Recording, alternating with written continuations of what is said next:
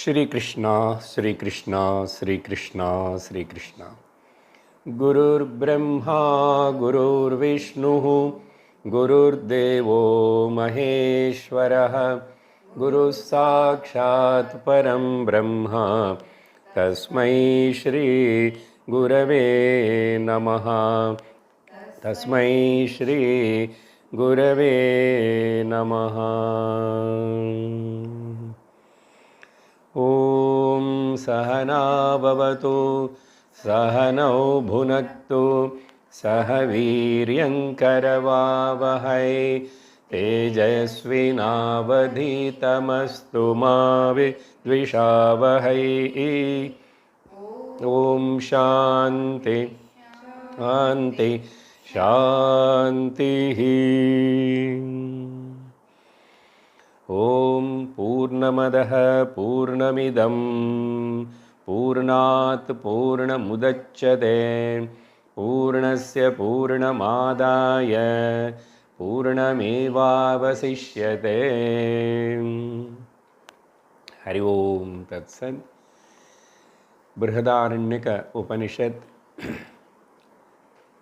கடந்த சத்சங்கத்தில் நம்ம அஞ்சாவது பிராமணம் அதில் அஞ்சாவது அத்தியாயத்தில் வர முதல் ரெண்டு பிராமணத்துடைய அர்த்தத்தை பார்த்தோம்.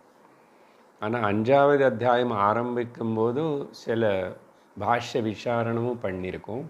அதுக்கப்புறம்தான் நம்ம முதல் பிராமணத்துக்குள்ளே நுழைஞ்சிட்டோம். முதல் பிராமணத்துடைய பேர் ஓம் கம் பிராமணம். இந்த அஞ்சாவது அத்தியாயம் ஆறாவது அத்தியாயம் பிருஹதாரண்யகம் உபாசனைகள் தான். மத்தியம அதிகாரிக்கு வேதாந்தம் சிரவணம் பண்ணி புரிஞ்சுக்கிற சக்தி இல்லாதவனுக்கு இந்த உபாசனைகள் எல்லாமே. அதில் அந்த ஓம் கம் பிராமணம் பார்த்ததுக்கப்புறம் ரெண்டாவது பிராமணம் பிராஜாபத்திய பிராமணம் பார்த்தோம். எல்லாம் சின்ன சின்ன பிராமணங்கள் தான். இந்த பிராஜாபத்திய பிராமணத்தில் 3 முக்கியமான நல்ல வேல்யூஸ்னு நம்ம கற்றுக்கிட்டோம். 3 வகையான மனிதர்கள் ஜீவர்கள், பிரஜாபத்தியோடைய பிள்ளைகள். முதல் தேவர்கள், அவங்களும் ப்ளஸ் மாணவர்கள், அசுரர்கள் எல்லாரும் பிரஜாபதி குருகுலத்துக்கு போய் தங்கிட்டாங்க.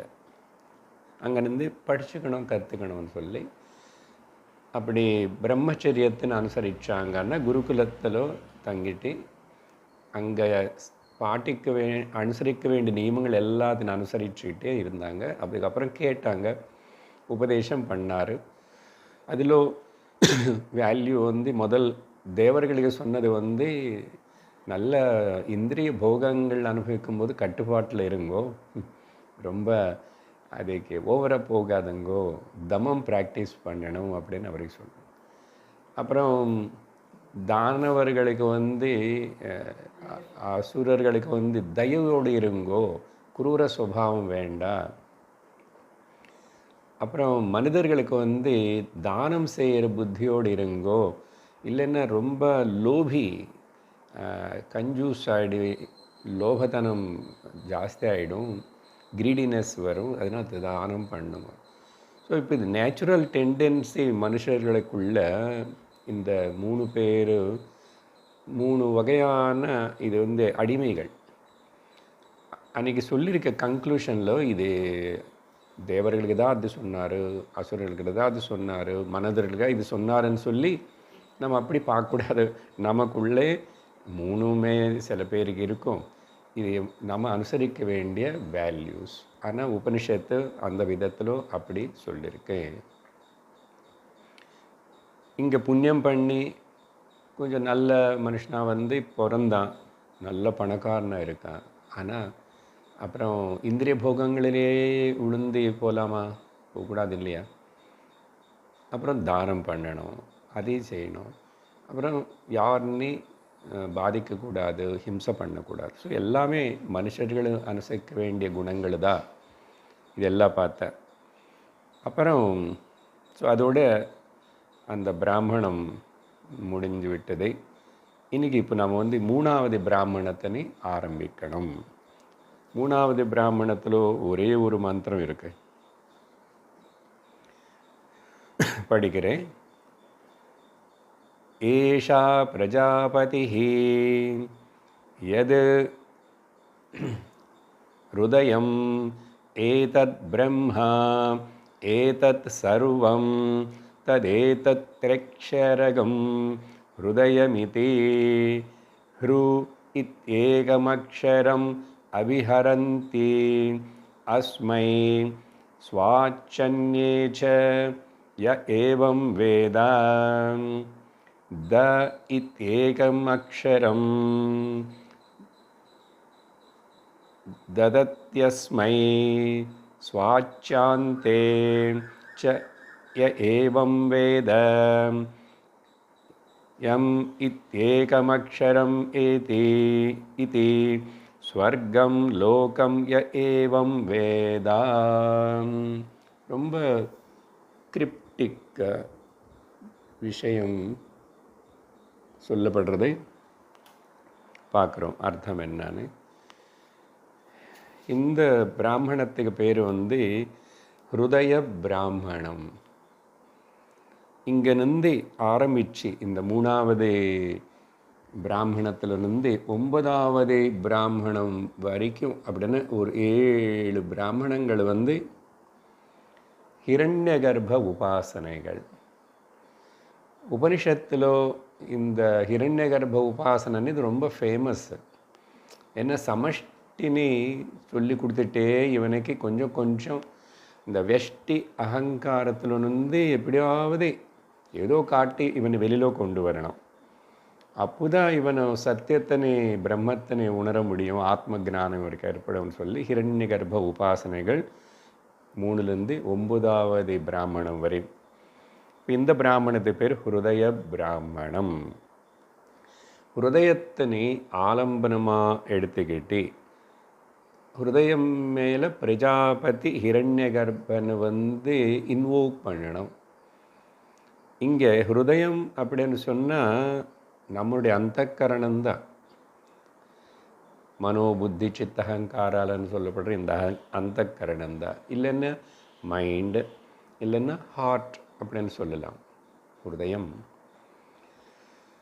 அப்போது சமஷ்டி அந்தக்கரணம்னு சொல்லும்போது அதே ஹிரண்ய கர்ப்பன்.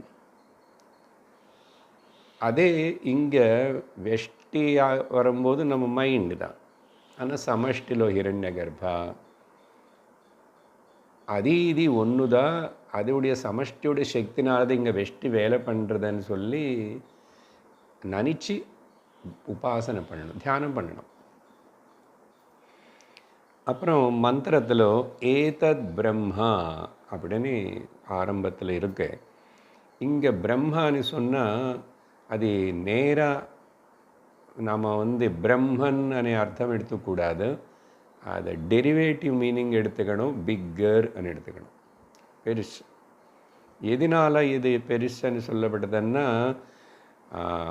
மொத்தம் டோட்டல் மைண்டு அவர்னால பெருசு தானே சமஷ்டி. அந்த வகையில் பிக்கர் அப்படி எடுத்துக்கணும்.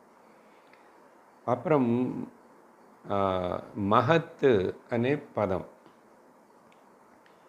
இந்த ஹிரண்ய கர்ப்பனுக்கு எதுக்கு. அப்புறம் வந்து ஏதத் சர்வம் அப்படின்னு சொல்லப்பட்டது. ஏதத் சர்வம் தைத்திரியோபனிஷத்தில் இதே மாதிரி ஒரு எக்ஸ்பிரஷன் இருந்தது. மகத்து அనే பதத்தோடு மஹ இதி தத் பிரம்மா ச ஆத்மா அப்படின்னு. இந்த இடத்துல மஹத் மஹா இதி అనేది வந்து வியாகிருத்தினை குறிக்கிறதுக்காக அங்கே உபாசனை சொல்லப்பட்டது. மகத் அనే பதம் தைத்திரியத்தில் வியாகிருத்தினை சொல்கிறதுக்காக சொல்லப்பட்டது. அங்கே கூட நிறைய உபாசனைகள் சொல்லப்பட்டிருக்கு. இதே போல் தான் ஆத்மானி பதம் உபயோகப்படுத்திட்டானோ பிரம்மானி பதம் உபயோகப்படுத்திட்டானோ அதெல்லாம் வந்து ஹிரண்ய கர்ப்பத்துக்காக தான் சொல்லப்படுறது அங்கே. அதனால் கொஞ்சம் நம்ம ஜாக்கிரதையாக புரிஞ்சுக்கணும். உபனிஷத்துகள் சாஸ்திரம் ரேண்டம்லி ஆத்மா பிரம்ம வேர்டு வந்து நம்ம மைண்டு கூட ஆத்மான்னு சொல்லும் சில வாட்டி. ஆத்மவான் அப்படி இல்லை, ஆத்மன்யேவ ஆத்மனா துஷ்ட அப்படியெல்லாம் சொல்லு. எத்தனை ஆத்மா இருக்கு என்ன? உத்தரேதாத்மனாத்மானம் ஆத்மானம் அவசாதை ஆத்மைவ ஆத்மனோ பந்து ஆத்மைவ ரிபுராத்மனவா. எத்தனை ஆத்மா? 6 ஆத்மாஸ் வந்துச்சு. All together there is nothing. Lower mind and higher mind. ஆத்மாவுக்கு சம்பந்தமே இல்லை, உண்மையான ஆத்மாவுக்கு சம்பந்தம் இல்லை. சரி, ஏதத் சர்வம் எவ்ரிதிங் எல்லாமே இந்த பிரம்மாஜி தான். அப்புறம் இதையும் கன்ஃபியூஸ் ஆகக்கூடாது. சில வாட்டி பிரம்மாஜி அனே வார்த்தைங்க ஜி இதெல்லாம் சொல்லாது, பிரம்மா అని சொல்லும். சரியா? அப்புறம் ஹிரண்ய கர்ப்பா இல்லை பிரஜாபதி, இது எல்லாத்துக்கும் அர்த்தம் ஒன்று தான். சரியா?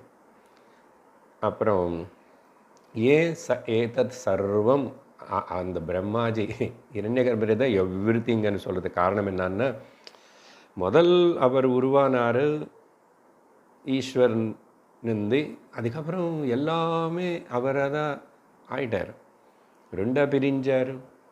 ஸ்வயம்பூ மனு சதரூபா, அவரே மேல் ஃபீமேல் ஆகிட்டார், பாகவத்தில் பார்த்தோம். அதுக்கப்புறம் கிரியேஷன் எல்லாம் வந்துச்சுனால அவர்னே சர்வம்னு சொல்லலாம். சரியா? அப்புறம் இங்கே வந்து சங்கரர் பாஷ்யம் எழுதும்போது ஞாபகப்படுத்துகிறார், ரிமைண்ட் பண்ணுறார். இந்த ஹிரண்ய கர்ப்ப உபாசனை வந்து நம்ம ஆல்ரெடி பார்த்தோம் வேறு அத்தியாயத்தில். அங்கே அஷ்டவித ஹிரண்ய கர்ப்ப உபாசனை, பஞ்சவித ஹிரண்ய கர்ப்ப உபாசனான்னு சொல்லி அங்கே அந்த ஹிரண்ய கர்ப்பனுடைய அங்கங்களை நிறுத்திட்டு அப்படி அங்கேயும் சொல்லப்பட்டிருக்கு அப்படின்னு ஞாபகப்படுத்துகிறார். பாருங்க, புரதாரண்யக்கும் அவருக்கு மொத்தம் அங்கே இருக்கும். நமக்கு போன கிளாஸில் படித்ததே இப்போ என்னன்னு தெரியல. அப்படி சொல்லி அப்படி என்ன மைண்ட் అనేది ஹிரண்ய கர்ப்பா சமஷ்டி வெஷ்டி. அப்போது நீ உன்னோட மைண்டில் அந்த ஹிரண்ய கர்ப்பன் தான் சமஷ்டி தான் இங்கே வேலை பண்ணுறான்னு பாவிச்சுக்கோ. சரி, அடுத்தது ஹிருதயம் அనే பதம் இருக்குல்ல, அந்த ஹிருதயம் அనే பதத்தில் 3 அக்ஷரங்கள் இருக்குல்ல, எழுத்துகள். அந்த 3 அக்ஷரங்களுடைய அர்த்தம் சொல்கிறது உபனிஷத்தை.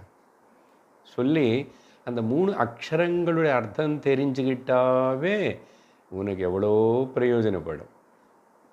ஒரு எழுத்துடைய.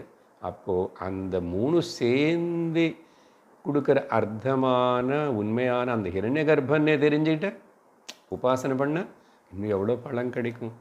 அதனால் ஒரு அக்ஷரத்துக்கு அர்த்தம் சொல்கிறது உபனிஷத்து நல்லா இருக்கும். முதல் வந்து ஹிரு. ஹிரு அண்ணா ஹரதி, ஆனயதி, கொண்டு வருது, டு பிரிங், அதான் அர்த்தம் ஹிரு. ஹரதி, ஆனயதி, கொண்டு வர்றது, பிரிங், டு பிரிங். ஏன் அப்படி சொல்லப்படுதுன்னு, நம்ம மனசு అనేది வந்து ஒரு இடம். எந்த இடத்துக்கு எல்லா இந்திரியங்களும் இந்திரிய விஷயங்களும் சென்சஸ் அண்ட் சென்ஸ் ஆப்ஜெக்ட்ஸ் எல்லாமே கொண்டு வரப்பட்டு இங்கே வந்து எக்ஸ்பீரியன்சஸ்னு உருவாக்கப்படுறதோ இடம், அந்த இடத்துல இப்படி நடக்கிறது. எல்லா இந்திரியங்கள் மூலமாக எல்லா இந்திரிய விஷய அனுபவங்கள் எல்லாம் கொண்டு வந்து எங்கே சேர்க்கப்படுறது? மைண்டில் சேர்க்கப்படுறது. அதனால் ஹிரு. எப்படி அந்த சென்சஸ்ஸு சென்ஸ் ஆர்கன்ஸ் అనేది அங்கெங்கே சொல்லியிருக்கேன்னா ஸ்வாயேச்ச அந்நேச்ச அந்த பதம் இருக்கு அங்கே. சரியா? ஸோ அப்போது ஸ்வாச்சான்னே அனு இருக்கு. அது நம்ம வச்சு அப்படி என்ன அர்த்தம்? இதுதான் ஸ்வாயேச்சன்னு சொன்ன இந்திரியங்கள், அந்நேச்சன இந்திரிய விஷயங்கள், சென்ஸ் ஆப்ஜெக்ட்ஸ். சரியா? ஸோ ஹுரு அనే பதத்துக்கு அர்த்தம் இது. அடுத்தது தா அనే பதம் இருக்கு. தான்னு சொன்னால் கொடுக்கறது, கிவிங். அதில் வந்து ததாதி, தத்தம், தானம் எல்லாம் வந்துச்சு இல்லையா? ஆஃபரிங். என்னது? ஸ்வம் வீரியம் ஆததாதி இதி த. அந்தந்த இந்திரியம் அந்த விஷயங்களை கொண்டு வர்றது, அந்த கொண்டு வர்றதுக்கு பேர் ஹிருன்னு சொன்னோம். அந்த வந்தனால மைண்டுக்கு நௌரிஷ்மெண்ட்டு. இங்கே தானேது என்ன கொடுக்கறதுன்னா நௌரிஷ்மெண்ட்டு, புஷ்டி கொடுக்கறது, அதுக்கு ஒரு சாப்பாட்டு கொடுக்கறது போல் த. அதனால் ஸ்வம் வீரியம், அதோடைய எனக்கு வந்து வர்ணம், ரூபம் வர்ணத்தின்னு நான் கொண்டு வந்து உனக்கு காட்டுறேன். கண்ணு சொல்லும். ஆனால் கண்ணு இப்போ கொஞ்சம் கூசுறது. நான் நிறைய காட்டிட்டேன் உனக்கு இத்தனை வருஷம். அதனால் நான் ரொம்ப நேரம் கண்ணு மூடி ரெஸ்ட் எடுத்துக்குவேன். ஆததாதி ததாதி இது த. அப்படின்னு சொன்னால் அப்போது சென்ஸ் ஆர்கான்ஸு, சென்ஸ் ஆப்ஜெக்ட்ஸு வந்து giving the nourishment to the mind by offering or by feeding அப்படின்னு சொல்லணும். அதனால் இப்படி மொத்தம் அர்த்தம் என்ன ஆச்சு? Bringing and giving. அவ்வளோதான். ஹிரு த.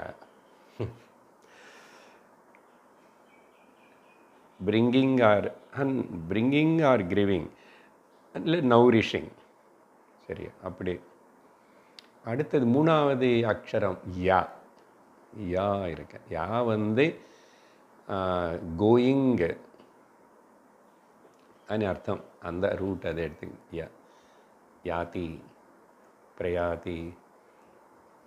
ஸ்வர்கலோகம் இல்லைன்னு வேறு ஏதாவது லோகத்துக்கு கூட போகிறது. அப்படின்னா யார் இந்த ஹிருதானி அக்ஷரங்களை இப்படி புரிஞ்சுக்கிட்டு அது ஹிருதயமானி அது தெரிஞ்சுக்கிட்டாவே, ஹிரண்ய கர்ப்பானி தெரிஞ்சுக்கிட்டாவே, ஹிருதா சமஷ்டி வெஷ்டி, அவனுக்கு நல்ல ஸ்வர்கலோகம் இல்லைன்னு வேறு ஏதாவது மேலலோகம், அவனவனுடைய புண்ணிய பாப்பங்களை கர்ம தகுந்த போல் அவன் போவான் அப்படின்னு பலமும் சொல்லியாச்சு. என்ன பேசிகிட்ருக்கிறோம்? ஹிருதய பிராமணம், ஹிருதய உபாசனா, ஹிருதயம் is equal to ஹிரண்யகர்பா, பிரம்மாஜி, சமஷ்டி. அப்புறம் இன்னொரு ஜஸ்ட் ஒரு சைட் பாயிண்ட் என்னன்னா, ஒரு ரிஃபரன்ஸு ஆயுர்வேத சாஸ்திரம் படி பார்த்தா இந்த ஹிருதயத்துக்கு மெடிக்கல்லி ஒரு அர்த்தம் கொடுக்குறான். எப்படின்னா ஹிருதயம்னா இந்த ஹிருன் தான் இந்த ரெண்டு பதத்தினை எடுத்துக்கிட்டால் நல்ல சுத்தமான ரத்தத்தை எல்லாத்தையும் ஹார்ட்டு மேலே சாம்பர்ஸில் கொண்டு வருது, திரும்பி தேவையில்லாத ரத்தத்தின் எல்லாத்தையும் கலுஷிதமானதெல்லாம் மறுபடியும் அனுப்புறது. பார்த்தீங்களா? ஆயுர்வேதத்தில் எங்கோ புஸ்தகங்கள் இருக்கான். ஹிருதன ஹிருதயம் கொண்டு வருது, ரத்தம் எல்லாம் இப்படி திரும்பி அனுப்புறது. இந்த அதில் வந்து கொண்டு வரதெல்லாம் நல்ல ரத்தமாக இருக்குது, போகிறதெல்லாம் எப்படி இருக்குது. ஸோ திரும்பி அது லங்ஸுக்கு போயிட்டு அங்கே சுத்தமாகி என்ன மெக்கானிசம் நடந்துகிட்ருக்க உள்ள கவனிக்கிறது இல்லை நம்ம. பெரிய வண்டர்மெண்ட்டு. ஓகே, சிஸ்டமேட்டிக்காக தொடர்ந்து நடந்து கொண்டே இருக்கு. சும்மா அந்த சக்தி என்னன்னு நினச்சாவே மனுஷன் அகங்காரப்படுறது, கர்வப்படுறது, சண்டை போடுறது, என்ன ஆசைப்படுறது, இதெல்லாம் இருக்குமா? என்ன அந்த சக்தி என்னது? போதுமே, அது குர்த்து, அதுக்கு ஞாபகம் வச்சுக்கிட்டாவே இன்னும் ஈஸ்வர தியானம் இருக்கிறது போல தான். அதனால தான் இது பெருசாக நம்ம வேணும்னு பண்ண வேண்டாம். வேதாந்திக் ஸ்டூடெண்ட் நமக்கு இது சகஜமாயிடும். தெரிஞ்சுக்கிறோம். உபனிஷத்துல கொஞ்சம் முன்னாடி கேட்டோம், நிரந்தரம் அந்த ஈஸ்வர பாவனைன்னு சொன்னால் முதல் நான் யாருன்னு என்ன உணர்றதுக்கு அப்பப்போ கஷ்டமாக இருக்குது. திரும்பி கொஞ்சம் கீழே வர வேண்டியது இருக்குது, டிரான்சாக்ஷன் பண்ண வேண்டியிருக்கு. விவகாரம் டிரான்ஸ்ஃபர் இங்கே அது என்ன இருக்குது, வெஷ்டியானது என்ன எல்லாம் சமஷ்டியோடு தான் சேர்ந்து ஏதோ பண்ணிகிட்ருக்கு. அதனால் சமஷ்டிக்கு சமர்ப்பணம் பண்ணு, நீ நிம்மதியாக இரு. அப்படி நீ நிம்மதியாக இருந்தால் then you can recognise your essential nature. இல்லைன்னா இந்த லோயர் இது நான் இந்த அகங்காரம் இதெல்லாம் இழுத்துட்டே இருக்கும். ஓகே, ஸோ பாரமார்த்திக சத்தியத்தை நீ உணரணுமன்னா வியாபகாரிக சத்தியத்தை நீ இந்த விதமாக சரண்டர் பண்ணணும்.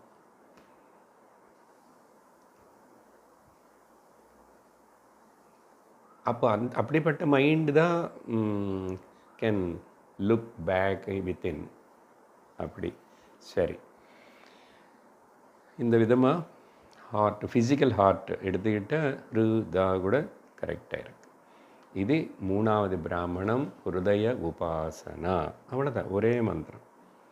அடுத்தது 4வது பிராமணம், இது கூட ஒரே மந்திரம். தத்வை ததேதத் ஏவ தத் ததாச சத்யமேவ சயோஹைதம் மஹத்யக்ஷம் பிரதமஜம் வேத சத்யம் பிரம்மேதி ஜெயதி இமான் லோகான் ஜெயதி இன்னசாவசத்ய ஏவமேதத் மஹத்யக்ஷம் பிரதமஜம் வேத சத்யம் பிரம்மேதி சத்யகும் ஹைவ பிரம்மா. ஒரே மந்திரத்தில் இந்த பிராமணத்துக்கு பேர்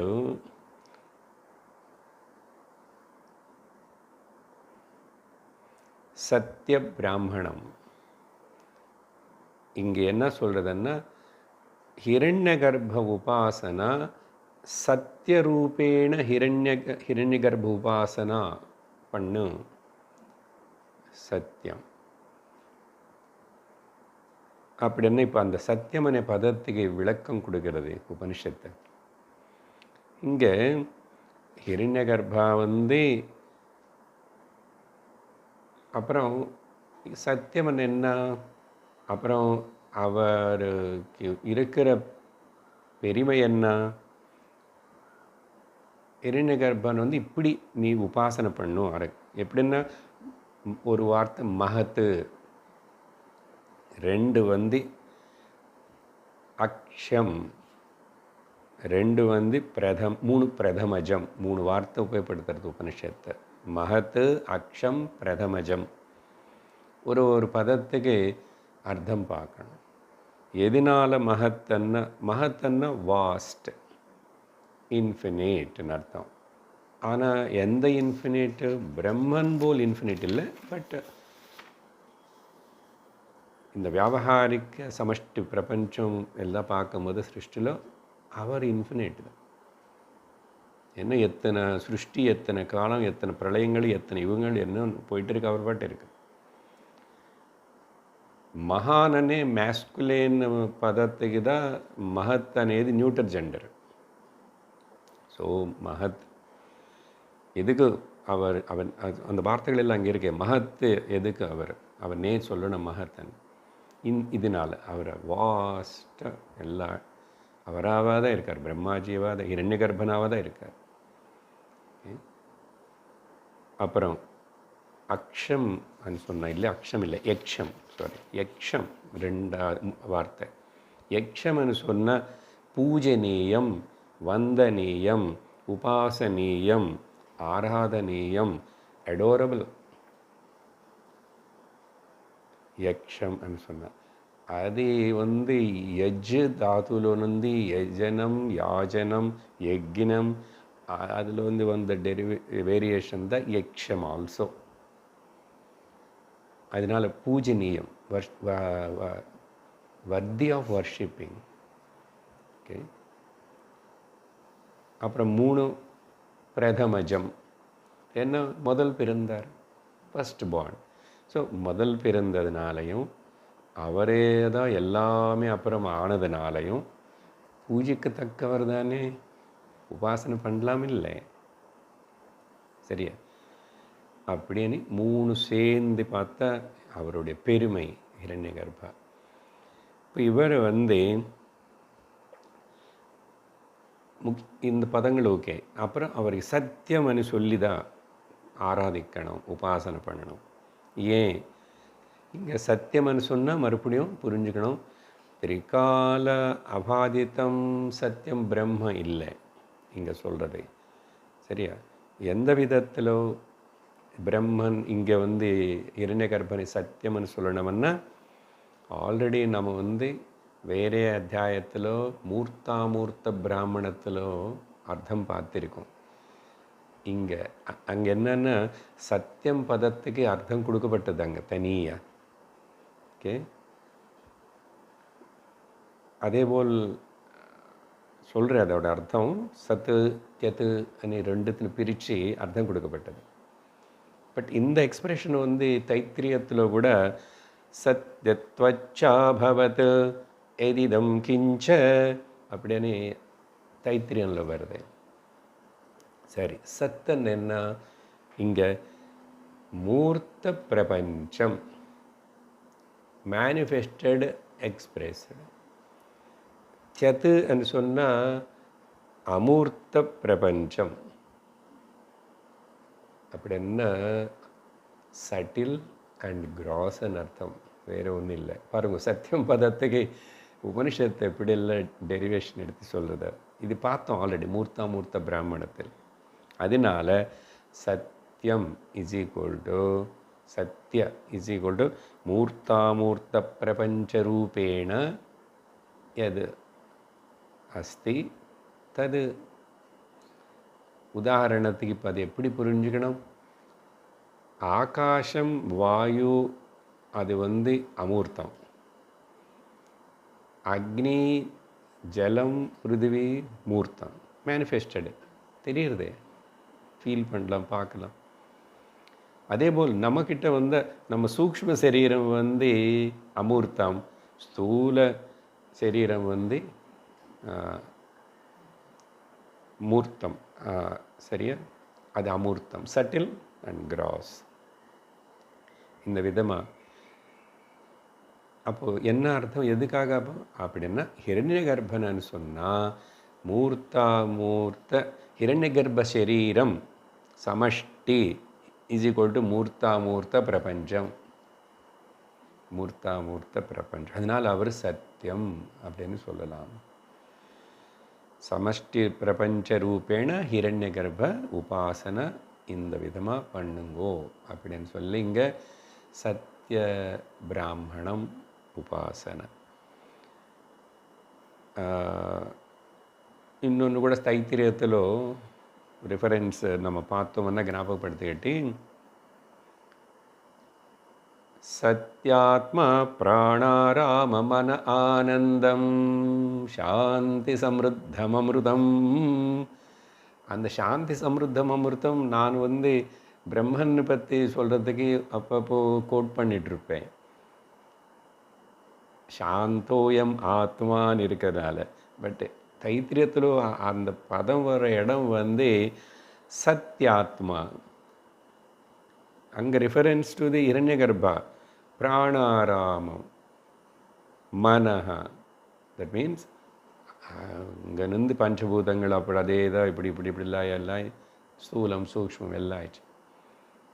மனம் இங்கே இருந்து எல்லாம் அனுபவிக்கிறது, என்ஜாய் பண்ணுறது யார், ஆனந்தம்.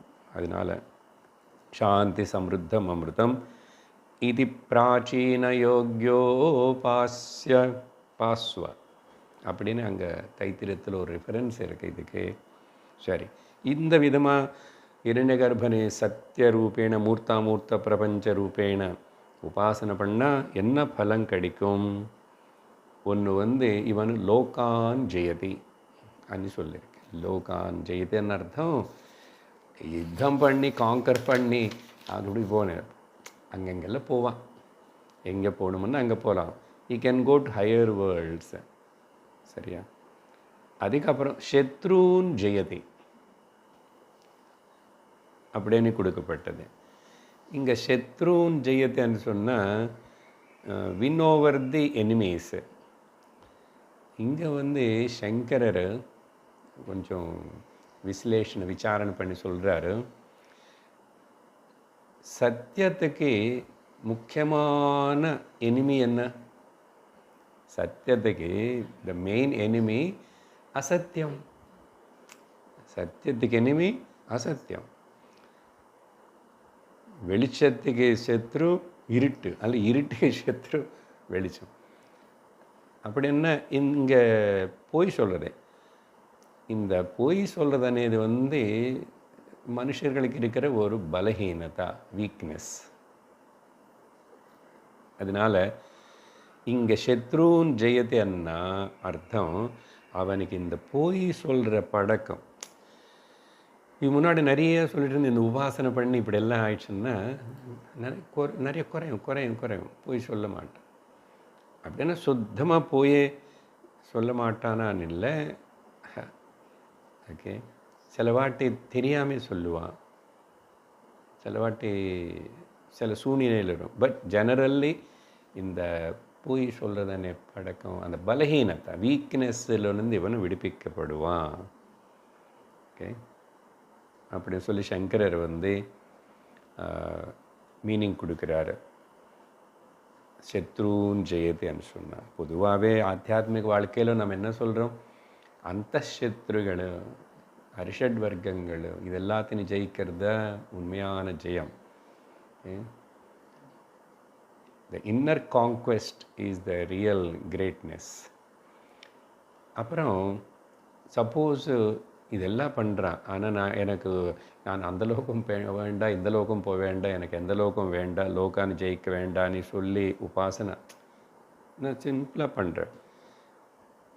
என்ன எனக்கு பிடிச்சது, சமஷ்டிக்கு பிதாவாக இருக்கிற ஆதாரம் இருக்கிற அந்த இரண்யகர்ப்பன் நான் நினச்சிக்கிட்டே இருப்பேன். ஈஸ்வர் அப்படி எனக்கு எதுவுமே வேண்டாம், அப்படி பலமனை நினச்சி அவர் அதை பண்ண அவனுக்கு என்ன ஆட்டோமேட்டிக்காக சித்த சுத்தி ஏற்படும், சித்த விஷாலத்தை ஏற்படும். அதுதான் பலம் அவனுக்கு. அதனால் நிஷ்காமமாக பூஜை பண்ணி இப்படிலாம் பண்ணால் டைம் பாஸ் தானே. ஒரு சில விஷயம் என்னன்னா, எனக்கு வேறு அன்னெசரி என்கேஜ்மெண்ட்ஸ் எதுவுமே இல்லை. கீப் ஆன் வாட்சிங் த செல்ஃபோன் ஆர் சம்திங். அப்புறம் தேடி பார்த்து பிடிச்சி எல்லாரும் உட்கார வச்சு பேசுறது ஒம்பு. இல்லை, டைம் எனக்கு நிறைய இருக்குது. அதனால் I will keep on think, worship, Singh, ஏதாவது பண்ணுவேன். அதனால் எனக்கு ஒன்று வேணும், நிஷ்காம பூஜா, நிஷ்காம பக்தி. அதுதானே இப்போது கீதையில் பகவான் சொல்லிட்டு இருக்கிறார், நிஷ்காமம். ஏதாவது நடக்கிறதுன்னா அது பல பேருக்கு உபயோகரமாக இருக்கணும். எனக்கும் நஷ்டம் இல்லை, அடுத்தவங்களுக்கு நஷ்டம் இல்லை, அப்படிப்பட்ட சேலைகள் செய்வேன். சரி, இது இந்த 4வது பிராமணத்துடைய, சத்திய பிராமணத்துடைய அர்த்தம். அடுத்ததாக 5வது பிராமணம். இதில் 4 மந்திரங்கள் இருக்குது. கொஞ்சம் எவ்வளோ பார்க்க முடியும் பார்க்குறோம். आप एवेदम् अग्र आसुः ता आपः सत्यम् असृजन्त सत्यं ब्रह्म प्रजापतिः देवान् ते देवाः सत्यमेवो उपासते तदेतत्रक्षरगुं सत्यमिति स इत्येकमक्षरं तीत्येकमक्षरं यमित्येकमक्षरं प्रथमोत्तमे अक्षरे सत्यं மத்யதோ அன்ருதம் ததேதத் அன்ருதம் உபயதः சத்யேன பரிகృహீதம் சத்யபூயமேவ பவதி ந ஏனம் வித்வான் சமனு சம் அன்ருதகும் ஹினஸ்தி. இந்த பிராமணத்துக்கு கூட பேரு சத்ய பிராமணமனே சொல்லப்படுறது. சில புஸ்தகంలో எங்கோ கொஞ்சம் சத்ய பிரம்ம சம்ஸ்தான பிராமணமன் யாரோ எங்கோ சொல்லுவாங்க. பரவாயில்ல, மொத்தத்தில் சத்ய பிராமணன் தான் இது கூட. என்ன அந்த விஷயமே, அந்த சத்திய விஷயமே இன்னும் கொஞ்சம் வேறு வித்தியாசமாக விவரணம் கொடுக்கப்பட்டு பேசப்படுறதுனால இது சத்ய பிராமணந்தான், 5வது பிராமணம். இங்கே உபாசனா விஷயத்துக்கு போகிறதுக்கு முன்னாடி 2வது மந்திரத்தில் உபாசனா சொல்லும். இந்த முதல் மந்திரத்தில் உபனிஷத்து மறுபடியும் அந்த ஹிரண்ய கர்ப்பன்னு பாராட்டுறது. எல்லா ஹிரண்ய கர்ப்ப உபாசனன்னு சொல்லிட்டே இல்லை, ஹிருதயோபாசனா, சத்யோபாசனா. சத்தியம் அనే பதத்துக்கு நம்ம படிய ஒரு அர்த்தம் எடுத்துக்கிட்டு பார்த்தோம். சத்து தத்து மூர்த்தாங்க. ஆனால் அந்த மந்திரத்தில் அங்கே இல்லை. ஆனால் இப்போ இங்கே இன்னொரு விதமான அர்த்தம் கொடுக்கறது இந்த பதத்துக்கு உபனிஷத்து பார்க்குறோம். மொத்தத்தில் ஹிரண்ய கர்ப்பன்னு பாராட்டுறது அவரோட ஒரு பெருமைக்கு. அங்கே பார்த்தோம் மகத்து யக்ஷம் பிரதமஜமனு. பட் இங்கே இன்னும் கூட எக்ஸ்ட்ரா என்ன அந்த பெருமை? மகத்து யக்ஷம் பிரதமஜம், அதே தான். இது எங்கேருந்து முந்து பிராமணத்தில் சொன்னது தான் எடுத்துக்கிறது. நிறைய இடத்துல சங்கரர் ஹிரண்ய கர்ப்பனை பற்றி சொல்லணும்னா ரொம்ப ஃபேமஸாக அவர் அடிக்கடிக்கு ஆஃபன் யூஸ் பண்ணுற ஸ்டேட்மெண்ட்டு இதே, மகத் யக்ஷம் பிரதமஜம், மகத் யக்ஷம் பிரதமஜம் அனி சொல்லிடுவார். அப்படின்னு அர்த்தம் ஹிரண்ய கர்ப்பன்னு சொல்லும்போது நிறைய இடத்துல கோட் பண்ணுவார். இந்த முதல் மந்திரம் இந்த 3 பதங்களனே விவரிக்கிறது. 3 பதங்களனே விவரிக்கிறது. இது என்ன பதங்கள்? 3 அக்ஷரங்கள் இருக்க இந்த சத்தியமனே வார்த்தையில் கூட. நம்ம அங்கே 2ஆக பிரித்து பார்த்தோம். சத்து தெத்தன்னு பார்த்தோம், மூர்த்த பிரபஞ்சம்னு சொன்னோம். பட் இங்கே வேறு விதமாக பிரித்து உபனிஷத்து இன்னொரு அர்த்தம் கொடுக்கறது. சரியா? இந்த 3 வேர்ட்ஸ் ஏன் ஹிரண்ய கர்ப்பனுக்கு சத்தியம்னு ஏன் கொடுக்கப்பட்டது? இந்த 3 அக்ஷரங்கள் அர்த்தம் தெரிஞ்சுக்கிட்டு அதனால் ஹிரண்ய கர்ப்பனை க்ளோரிஃபை பண்ணுறது. அது சொல்கிறதுக்காக உபனிஷத்து முதல்ல எப்படி ஆரம்பிக்கிறதுன்னா சிருஷ்டி பற்றி சொல்கிறது. முதல்ல சிருஷ்டி எப்படி ஆயிடுத்து அப்படின்னு சொல்லும்போது அங்கே ஆப ஏவ இதம் அக்ர ஆசீத் అని ஒரு ஸ்டேட்மெண்ட் இருக்குது அந்த மந்திரத்தில். ஓகே, இந்த கிரியேஷன் வரத்துக்கு முன்னாடி அந்த அன்மேனிஃபெஸ்ட் ஃபார்ம் ஆபஹா மட்டும் இருக்கிறது அர்த்தம். இங்கே ஆபஹான்னு சொன்னால் அர்த்தம் ஜலம் అనేది அர்த்தம் இருக்கு. ஆனால் இங்கே ஏன் ஜலம் అనే పదం இங்கே எடுத்துக்கிறதுன்னு சங்கரர் பாஷன் எழுதுவார். நம்ம அந்த விவரணத்துக்கு எல்லாம் போல் சிம்பிளாக புரிஞ்சுக்கணும். அன்மேனிஃபெஸ்ட். ஓகே, இல்லை என்ன சொல்லணும்? இப்போ பிரம்மாஜி வரத்துக்கு முன்னாடி யார் இருக்கா? நாராயண பகவான் இருக்கா. நாராயண பகவான் ஈஸ்வரன் இருக்கார். அப்படி என்ன அர்த்தம்? என்ன? பிரம்மதேவன் வரத்துக்கு காரணமாக இருக்கிற காரண பிரபஞ்சம் அன்மேனிஃபெஸ்ட் ஃபார்மில் சீட் ஃபார்மில் இருக்குன்னு அர்த்தம். அதுதானே? இந்த காரண பிரபஞ்சத்துக்கு தான் ஈஸ்வரன் சொல்கிறோம். சூக்ஷ்ம பிரபஞ்சத்துக்கு தான் ஹிரண்ய கர்ப்பன் சொல்கிறோம். ஸ்தூல பிரபஞ்சத்துக்கு தான் விராட்டன் சொல்கிறோம். எல்லாம் தெரிஞ்ச பதங்கள் தான். 3 கன்ஃபியூஸ் ஆகிறதுக்கு ஒன்றும் இல்லை. ஸ்தூல சூக்ஷ்ம காரண. அப்போ இங்கே அன்மேனிஃபெஸ்டன்னா ஆபஹான்னா, ஆபஹான்னா அன்மேனிஃபெஸ்டர், அன்மேனிஃபெஸ்டன்னா ஈஸ்வர காரண பிரபஞ்ச ரூபம் காரணம். அதுக்கப்புறம் என்ன ஆச்சு? அதுக்கப்புறம் சமஷ்டி சூக்ஷ்ம பிரபஞ்சமான ஹிரண்ய கர்ப்பன் வந்தார். சமஷ்டி நம்ம மைண்டுக்கு என்ன பேர்? சூக்ஷ்ம சரீரம் தானே. மனோமய கோஷம் சூக்ஷ்ம சரீரம். அப்போது அந்த சத்திய பிரம்மா ஹிரண்ய கர்ப்பன் உருவானார். அதுக்கப்புறம் என்ன ஆயிடுச்சு? அந்த பிரம்மன் பிரம்மாஜி சமஷ்டி சூக்ஷ்ம பிரபஞ்சமான ஹிரண்ய கர்ப்ப அவரிலிருந்து சமஷ்டி ஸ்தூல பிரபஞ்சமான விராட்டு உத்பவிச்சது. 3 சமஷ்டி காரண பிரபஞ்சமான ஈஸ்வரன் வந்து சமஷ்டி சூக்ஷ்ம பிரபஞ்சமான ஹிரண்ய கர்ப்ப, சமஷ்டி சூக்ஷ்ம பிரபஞ்சமான ஹிரண்ய கர்ப்பலிருந்து சமஷ்டி ஸ்தூல பிரபஞ்சமான விராட். இப்போ விராட்டன் அவர் எங்கே சார்? அவர் அங்கே இருக்கு அப்படிலாம் நினச்சக்கூடாது. நீ பார்க்குறத விராட் விஸ்வரூபம் என்ன. ஹிரண்ய கர்ப்ப எங்கே தனியாக இருக்கார்? எல்லா மைண்டில் சமஷ்டி mind. Cosmic intelligence is called ஹிரண்ய கர்ப்ப. சரி, அதுக்கப்புறம் இந்த விராட் என்ன பண்ணுமா? மிச்சம் எல்லா வெரைட்டி ஆஃப் தேவதாஸ் கிரியேஷன்ஸ் எல்லாம் வந்துச்சு அப்படின்னு சொல்லும்போது, அப்போது அதனால தான் இந்த ஃபஸ்ட் பீயிங் முதல் வந்ததுனால ஹிரண்ய கர்ப்ப முதல் வந்தார். அதுதான் பிரம்மாஜி. முண்டகோபனிஷத்தில் பார்த்தோம்னா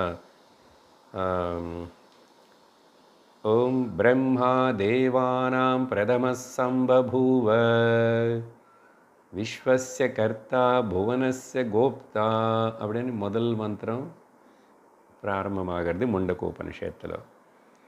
இது இப்போ மகத் అనేది எதுக்கு இவருக்கு சொல்லணும்?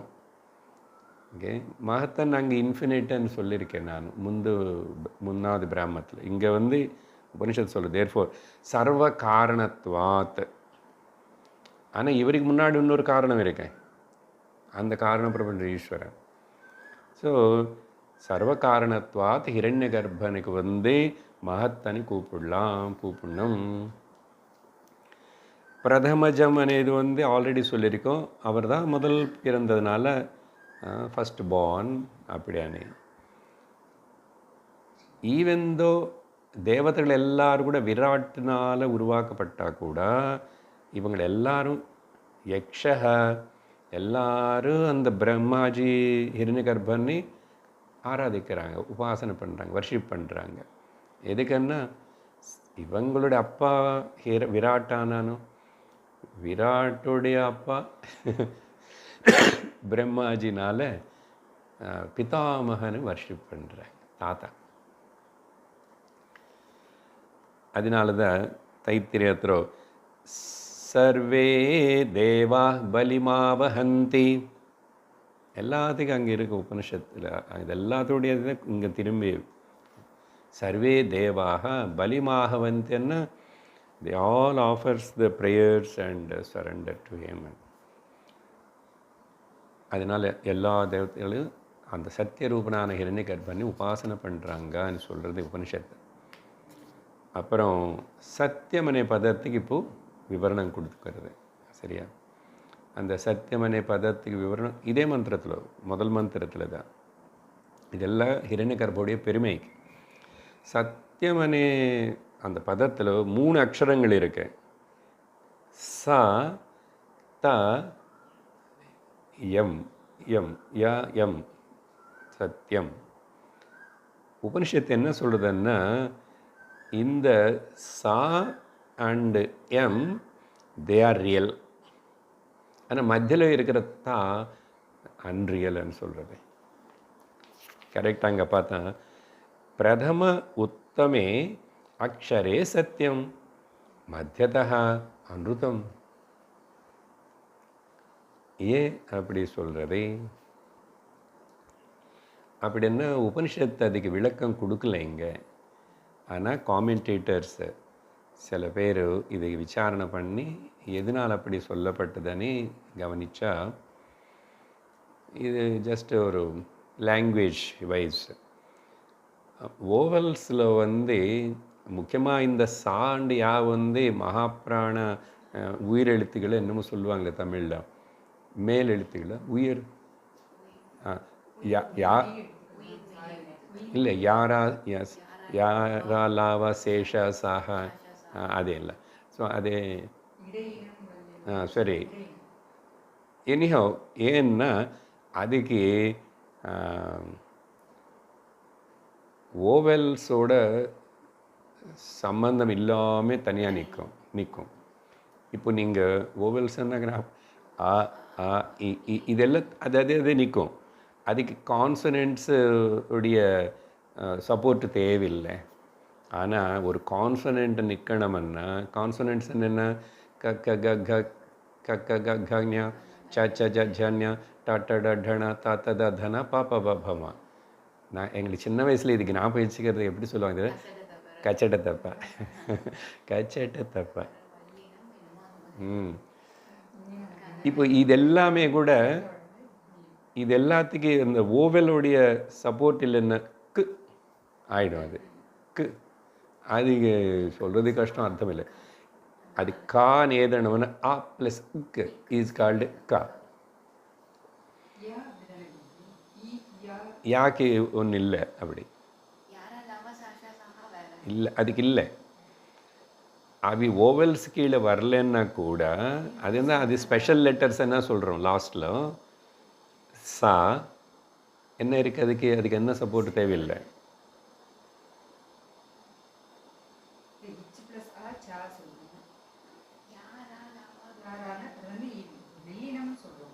யாக்கு இல்லை, கீழே அந்த அக்ஷரங்களுக்கு இல்லை, ஓவலோட சப்போர்ட் இல்லை. ஓவலோட சப்போர்ட் இல்லை கிராமட்டிக்கலில் சம்ஸ்கிருதத்தில் பார்த்தேன். அதனால் இங்கே அது காரணமாக வச்சுக்கிட்டு ஸோ அந்த ரெண்டு independent, but this is always டிபெண்ட்டாக இருக்கிறது எப்பவுமே ரியல் கிடையாது, இண்டிபெண்ட்டாக இருக்கிறது தான் ரியல். அதனால் சா அண்ட் யா ரியல் அண்ட் தா இஸ் நாட் ரியல் அப்படின்னு சொல்லி தத் அன்ருத்தம் உபயதः அந்த ரெண்டு பக்கத்தில் இருக்கிறதுக்கு கம்பேர் பண்ணும்போது இது இட் டசன்ட் ஸ்டாண்ட். ஓகே, பாஷை எடுத்துக்கிட்டு சொல்கிறது லாங்குவேஜ் வைஸ். சரி, அப்படி சொல்லிட்டு அதுக்கப்புறம் இந்த மந்திரம் சத்யபூயம் ஏவ பவதி ந ஏனம் பலஸ்ருதி சொல்கிறேன். யார் இப்படி இந்த சத்ய ஹிரண்யகர்பா உபாசனை அப்படி பண்ணுறானோ அவன் வந்து மேலே அங்கே சொல்லிட்டோம், அசத்தியம் சொல்கிறதுலேருந்து கொஞ்சம் விரமிச்சுக்குவான் அப்படின்னு சொல்லி.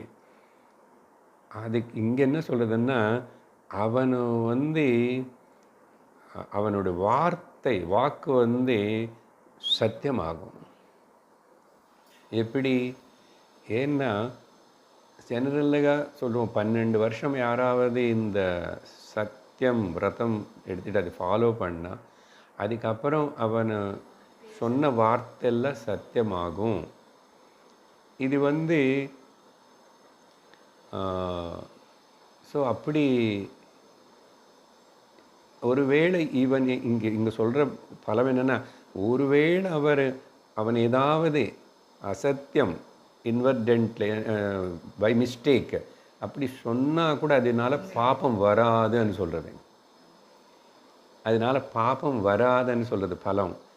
அப்போ சங்கரர் கொஞ்சம் யோசிச்சார், இப்படியெல்லாம் எக்ஸாம்ஷன் கொடுத்து பார்த்தா ஜனங்கள் எப்படி புரிஞ்சுக்க போகிறாங்கோ, பாப்பம் வராதா அப்படின்னு. பாப்பம் வரும், ஆனால் அதோடைய இன்டென்சிட்டியோ அதெல்லாம் குறையும். இது ஒரு ஆஸ்பெக்ட். பட் இன்னொரு ஹையர் ஆஸ்பெக்டில் பார்த்தா அங்கே சத்தியம் அவன் சொன்னது நடக்கும் அப்படின்னு சொன்னோமா, சப்போஸு அதான் ஏதோ டக்குன்னு சொல்லிட்டார், அந்த மகாத்மா சத்தியத்தில் சத்தியனிஷ்டில் இருக்க சத்திய சங்கல்பவான் சத்தியனிஷ்டவான். அப்போ அது நடக்கும். அது எப்படி நடக்கும்னா 1-2 உதாரணம் சொல்கிறேன், அது ஜஸ்ட்டு புரிஞ்சுக்கிறதுக்கு. சுவாமிஜி சொல்கிற உதாரணம் ஒன்று இருக்குது, இது முன்னாடி சொல்லியிருப்பேன். ஒரு 50-60 வயசுக்கு மேலே இருக்கிற ஒரு மார்வாடி தம்பதிகளை வந்து அந்த ரிஷிகேஷில் ஒரு மகாத்மா கிட்ட போனால் இவங்களுக்கு குழந்தைகள் இல்லை. போய் குழந்தைகள் இருக்காகன்னு போய் பார்க்கல. போய் பார்த்தா அவர் ஒரு அவதூத போல் அவர் வந்து अगले साल बच्चों के साथ மிட்டாய் வாங்கிட்டு வாங்கோ அப்படின்னு ஆசீர்வாதம் பண்ணார். இங்கே 60 வயசாகி போச்சு, இப்போ 50 மேலே, அந்த அம்மாக்கா 55. இப்போ எங்கே தான் குழந்தை பிறகு போகும்னா, பட் குழந்தை பிறந்துச்சு. அந்த மார்வாடி தான் இதுக்கு திரும்பி அவர் வந்தார். வந்தப்போ இப்படி நடந்தாலே நான் என்ன கொடுக்கட்டும் குருதட்சிணான்னு, ஏதோ கங்கை மேலே இப்படி இந்த லக்ஷ்மண ஜூலாவோ ராம் ஜூலா இருக்குல்ல, இப்போ ஏதோ அந்த காலத்தில் ஃபஸ்ட்டு கட்டுறதுக்கு பணம் கொடுத்தது அந்த மார்வாடி தான். இது நடந்த விஷயம். இப்படி சிலதெல்லாம் இருக்கும். இல்லை நம்ம பாகவத்தில் கதை ஆத்மதேவ கதையில் அவருக்கு குழந்தை முதல்ல என்ன சொன்னார் அந்த மகாத்மா, உனக்கு முன்னாடி 7 தரங்கள் குழந்தைகள் இல்லை, அப்புறம் 7 தரங்கள் குழந்தைகள் இருக்காதுன்னு சொல்லி ஒரே நீ அழுறான். அழும்போது நீங்கள் ஏதாவது பண்ணி தான் ஆகணும், எனக்கு தெரியாது, நான் இங்கே தற்கொலை பண்ணிக்கிறேன் அப்படின்னு சொன்ன அந்த மகாத்மா வந்து பழம் கொடுத்து இது கொண்டு போய் கூட குழந்தை பெருக்குமன்றார். இப்போ இல்லாத இவனுக்கு குழந்தை பெருக்குமா? இல்லை, இப்போ அவன் மகாத்மா சொன்னது போய் ஆகுமான்னா இது ரெண்டும் சரியாயிடுச்சு. இவருக்கு பிறக்கலை, ஆனால் அந்த பழத்துக்கு சக்தி அவர் சொன்னதுக்கு குழந்தை பிறந்துச்சு, கோகர்ணன் பிறந்தான் இல்லையா? இன்னொரு உதாரணம் சொல்லி நிறுத்துறேன். நம்ம தசரத மகாராஜுக்கு வந்து சாபம் வந்துச்சு இல்லையா? அவர் சின்ன வயசில் அப்படி யுவராஜனாக இருக்கும்போது ஹண்டிங், என்ன சாபம் கொடுத்தாரு அந்த ரிஷி? இப்படி தான் புத்திர விரகத்தினால உங்களுக்கு மிருத்யு ஏற்படும், புத்திர சோகத்தினால. அதுக்கப்புறம் தசரதன் வாழ்க்கை நடந்துச்சு, எத்தனோ வருஷம் வாழ்ந்தார், நிறைய ஆயிடுச்சு தெரியும். 3 பாரியர்கள் இருந்தான்னு, குழந்தைகள் இல்லை. அந்த டைமில் almost is a very old man. அப்புறம் குழந்தை இதை பண்ணார், புத்திரகாமேஷ்டி பண்ணி. இப்போ பாருங்க, இப்போது ருஷியுடைய வாக்கு சரியாகணும், புத்திர சோகத்தினால தான் இவர் போகணும். ஆனால் இவருக்கு புத்திரர்கள் இல்லாமல் இத்தனை வருஷம் இருந்ததுக்கப்புறம் அதெல்லாம் பண்ணி செஞ்சதுக்கப்புறம் புத்திரன் வந்தார். பார்த்திங்களா? வந்ததுனால ராமருடைய பிரிவுனால தான் தசரனோட உயிர் விட்டுட்டார். இதுதான் மகாத்மா ருஷியுடைய வாக்குன்னு.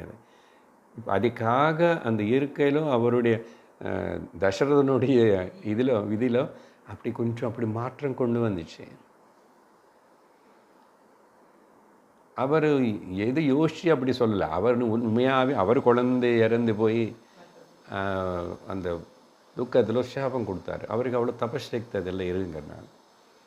ஸோ இந்த எல்லாம் காட்டுறதுன்னா உபாசனா பலம் அப்படி இருக்கேன். மொத்தத்தில் இந்த போய் சொல்கிற பலகீனத்தை போகும். அப்புறம் இவனு அந்த அளவுக்கு இப்படி எல்லாம் பண்ணியாச்சுன்னா இவனுக்கு அது ஏதோ தெரியாமல் ஏதாவது போய் சொன்ன கூட இவனுக்கு அந்த பாப்பம் வராது, ஒட்டிக்காது. ஹையர் லெவலில் அந்த எக்ஸாம்பிள்ஸ் எல்லாம் பார்த்தோம்னா your words will become true. இது இந்த உபாசனாவுடைய பலம். இதெல்லாம் சொல்லி இங்கே இதோடு நிறுத்துகிறோம். ஏன்னா இன்னும் இருக்குது டைம், அடுத்தது படிப்போம். 2வது மந்திரத்தில் தான் உபாசனை. இப்போ எல்லாம் பேசினது எல்லாம் ஹிரண்யகர்பனுடைய பெருமை, அந்த சத்தியமனே பதம், மகத்து, யக்ஷம், பிரதமஜம், அப்படியெல்லாம். 2வது மந்திரம் தத்யத் तद्यत् तत्सत्यम् असौ स आदित्यः य एष एतस्मिन् मण्डले पुरुषः यच्छायं दक्षिणे अक्षिणी पुरुषः तावेतावन्योन्य अस्मिन् प्रतिष्ठितौ रश्मिभिरेषः अस्मिन् प्रतिष्ठितः प्राणैरयम् अमुष्मिन् स यदोत्क्रमिष्यन् भवति शुद्धमेवैतत् मण्डलं पश्यति नैनम् एते रश्मयः பிரத்யாயந்தி.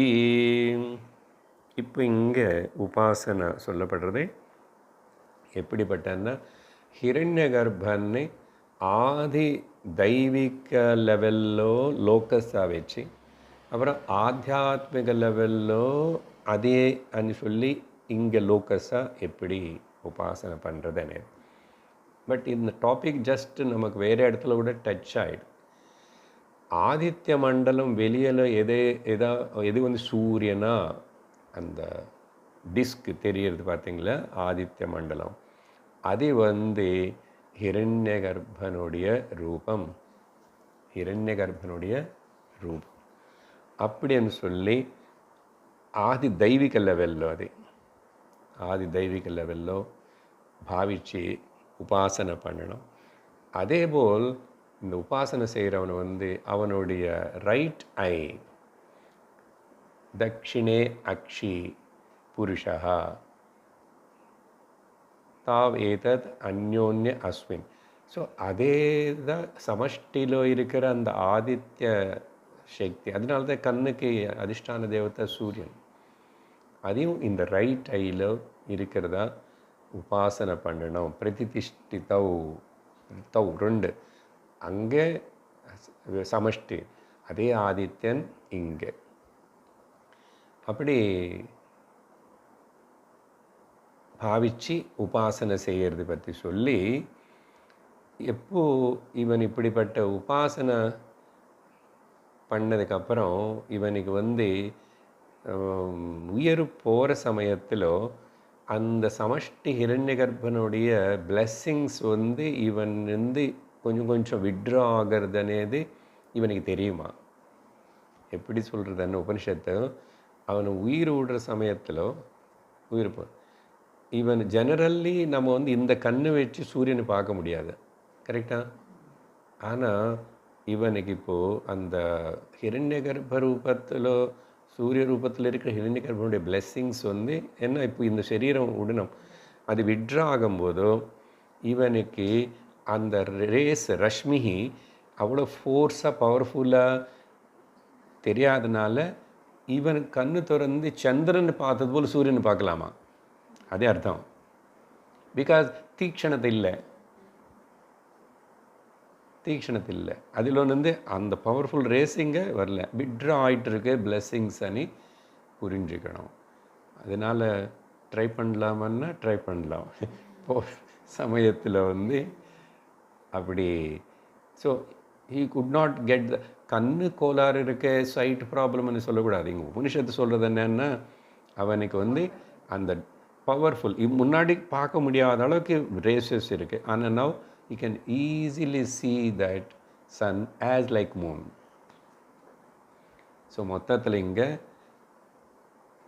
2 இடத்துல லோக்கஸ் இடம் சொல்லி அதிதைவிகம் ஆத்தியாத்மிகம் லெவலில் இந்த ஹிரண்ய கர்ப்பன்னு சூரியன் கண்ணில் இருக்கிற சக்தியாக உபாசனை பண்ணணும்னு சொல்லி இந்த 2வது மந்திரம். அடுத்த சங்கலும் 3 அதெல்லாம் பார்க்குறோம். அங்கெல்லாம் அங்க உபாசனை ஒரு அங்கமாக எடுத்துக்கிட்டு எப்படி உபாசனை பண்ணுறதுன்னு சொல்லு. ஓம் பூர்ணமத பூர்ணமிதம் பூர்ணாத் பூர்ணமுதச்யதே பூர்ணஸ்ய பூர்ணமாதாய பூர்ணமேவாவசிஷ்யதே. ஓம் சாந்தி ஷாந்தி ஷாந்தி.